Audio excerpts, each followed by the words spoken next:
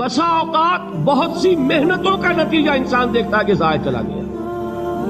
میں نے 10 سال محنت کی، حاصل کوئی نہیں ملا. یہ ثمرات کیا ہیں؟ محنتیں، محنتوں کے ثمرات کا ضیاع.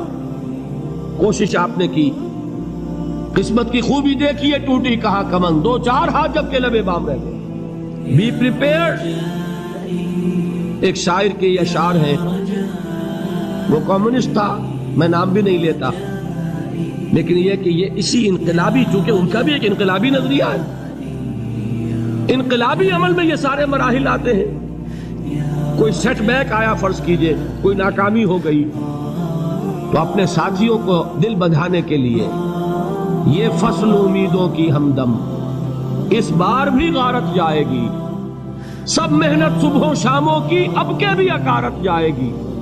میرے نبی کے ثمرات کا جو لفظ یہاں آیا ہے، وَنَقْصٍ مِّنَ الْأَمْوَالِ وَالْأَنفُسِ وَالثَّمَرَاتِ، سب محنت صبحوں شاموں کی اب کے بھی اکارت جائے گی. دھرتی کے کونوں کھدروں میں پھر اپنے لہو کی کھاد بھرو، پھر مٹی سینچو اشکوں سے، پھر اگلی رت کی فکر کرو، پھر اگلی رت کی فکر کرو، جب پھر ایک بار اجڑنا ہے. ایک فصل پکی تو بھر پایا، تب تک تو یہی کچھ کرنا ہے. ایک مقصد ہے سامنے، انقلاب برپا کرنا ہے. ایک کوشش ناکام ہو جائے کوئی پرواہ نہیں، نیکسٹ. پھر تیار رہو ناکامی کے لیے. ایسا نہ ہو جو انگریزی میں کہتے ہیں hope for the best but be prepared for the worst. ایسا نہ ہو کہ دوسری مرتبہ ناکام ہو کے بددل ہو جاؤ، تمہاری ہمتیں جواب دے جائیں. نہیں، پہلے سے تیار رہو کہ دوسری مرتبہ بھی ناکامی آئے تو آئے، لیکن جب تک کہ کامیابی حاصل نہیں ہوتی ہمیں یہ کام کیے تھے. دیکھیے سیرت میں آیا کہ نہیں یہ واقعہ. بدر میں مسلمانوں کو فتح ہوئی تو احد میں زک پہنچی کہ نہیں؟ 70 صحابہ شہید ہوئے کہ نہیں؟ اگر ان کی ہمتیں جواب دے جاتی تو گاڑی کیسے چلتی آگے؟ تو فرمایا وَلَنَبْلُوَنَّكُمْ بِشَيْءٍ مِّنَ الْخَوْفِ وَالْجُوعِ وَنَقْصٍ مِّنَ الْأَمْوَالِ وَالْأَنفُسِ وَالثَّمَرَاتِ. ہم تمہیں لازم آزمائیں گے، خوف کی کیفیت سے، فقر و فاقے کی کیفیت سے، بھوک سے، جان کے نقصان سے، مال کے نقصان سے، محنتوں کے حاصل کے ضائع ہو جانے سے. وَبَشِّرِ الصَّابِرِينَ، اور اے نبی بشارت دیجئے صبر کرنے والوں. الَّذِينَ إِذَا أَصَابَتْهُمْ مُصِيبَةٌ، وہ کہ جب ان پر کوئی تکلیف آئے، کوئی مصیبت آئے، کوئی آزمائش آئے، قالوا انا للہ و انا الیہ راجعون، وہ یہ کہیں کہ ہم اللہ ہی کے ہیں، اللہ ہی کی طرف لوٹ جانا ہے. یہ وہی انداز ہے جو میں نے فارسی کا شعر سنایا تھا آپ کو کہ سر تسلیم خم ہے جو مزاج یار ہوا. وہ ہمارا مولا ہے، ہمارا آقا ہے. اگر اسے یہی منظور ہے تو ہمیں بھی یہی منظور ہے. میں نے تسلیم و رضا کی بات کی تھی نا، آپ کو کچھ شعر سنائے تھے. ایک شعر اور سنیے، اور یہ کس کا ہے؟ محمد علی جوہر کا. ایک مرتبہ جیل گئے، ان کی ایک بیٹی جوان بیمار ہوئی، فوت ہو گئی. باہر چھوڑا انگریز نے، جاؤ بھائی دفن کر دو بیٹی کو. دوسری مرتبہ جیل گئے، دوسری جوان بیٹی اسی مرض میں مبتلا ہوئی. اب یہ جیل میں ہے، خبر پہنچی کہ دوسری بیٹی کے اوپر بھی اسی مرض کا حملہ ہوا.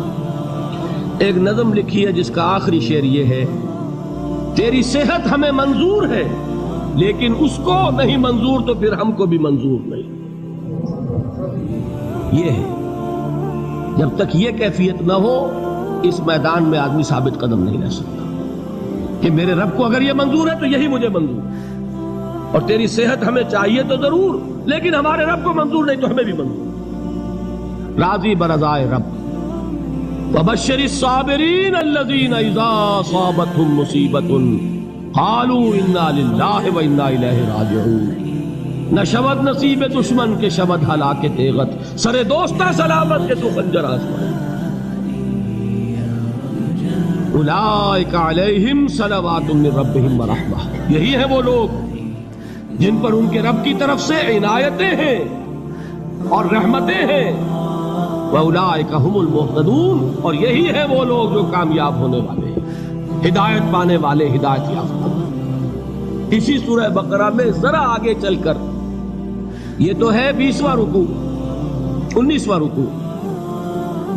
21ویں رکوع کی پہلی آیت ہے لیس البر ان تولوا وجوهکم قبل المشرق والمغرب ولكن البر من آمن بالله واليوم الآخر والملائكة والكتاب والنبيين وآتى المال على حبه ذوي القربى واليتامى والمساكين وابن السبيل والسائلين وفي الرقاب وأقام الصلاة وآتى الزكاة والموفون بعهدهم إذا عاهدوا والصابرين في البأساء والضراء وحين البأس. اب یہ آیت جو ہے سورۃ العصر میں جو مضامین آئے تھے سارے اس میں موجود ہیں. وہاں ایمان کا لفظ آیا، یہاں 5 ایمانیات کی تفصیل آ گئی، اعمال کی تفصیل آئی، اور آخری بات وہاں کیا ہے وتواصوا بالصبر، اور یہاں کیا ہے والصابرین فی البأساء والضراء وحین البأس. اور صبر کرنے والے، اصل نیکی ان کی ہے جو صبر کریں. کس میں؟ جنگ کے وقت. ذرائے، بأسائے، بأسا کہتے ہیں فقر اور فاقہ. واحد آئے گا باس تو اس کے معنی جنگ، اور بأسا جمع میں آئے گا تو فاقہ، فقر، بھوک. اور ذرائے جسمانی تکلیف، ضرر، جسمانی تکلیفوں میں صبر کرنے والے، فقر اور فاقے میں صبر کرنے والے، اور جنگ کے وقت صبر کرنے والے. اولئک الذین صدقوا واولئک هم المتقون. یہ ہیں وہ لوگ جو صبر کرنے والے ہیں، یہ ہیں جو سچے ہیں، جو اپنے دعوے میں نیکی کے اور ایمان کے صادق ہیں، اور یہی وہ لوگ ہیں جو متقی. اگلی سورت ہے سورہ آل عمران، اس میں 2 لفظ آئے ہیں آخری آیت. یا ایھا الذین آمنوا اصبروا وصابروا ورابطوا واتقوا اللہ لعلکم تفلحون. دیکھیے یہاں صبر اور صابر جو تعلق جہد اور جہاد کا ہے وہی ہے صبر اور مصابرت. صبر ایک طرفہ عمل ہے، آپ جھیل رہے ہیں، برداشت کر رہے ہیں. صبر عن المعصیہ، صبر عن الطاعہ، صبر عن الابتلاء، یہ سب کیا ہے؟ صبر. اور مصابرت کیا ہے؟ صبر کا صبر سے مقابلہ. یہ سورہ آل عمران اب وقت نہیں ہے، میں آپ کو سناتا اللہ تعالیٰ نے کیسے کیسے مسلمانوں سے کہا. مسلمانوں تمہیں زک پہنچی ہے تو انہیں بھی تو پہنچی تھی. ان کے 70 نہیں مارے گئے تھے بدر میں؟ ان کے حوصلے جو ہیں وہ تو پست نہیں ہوئے، وہ اگلے سال آ گئے تم پر چڑھائی کر کے. تم کیوں اتنا برا مان رہے ہو؟ تمہارے دل اتنے زخمی کیوں ہو گئے؟ تمہیں تکلیف پہنچتی ہے تو انہیں بھی پہنچتی ہے. اپنی غیرت جو ہے ہمیں ذرا اس کا جائزہ لینا چاہیے.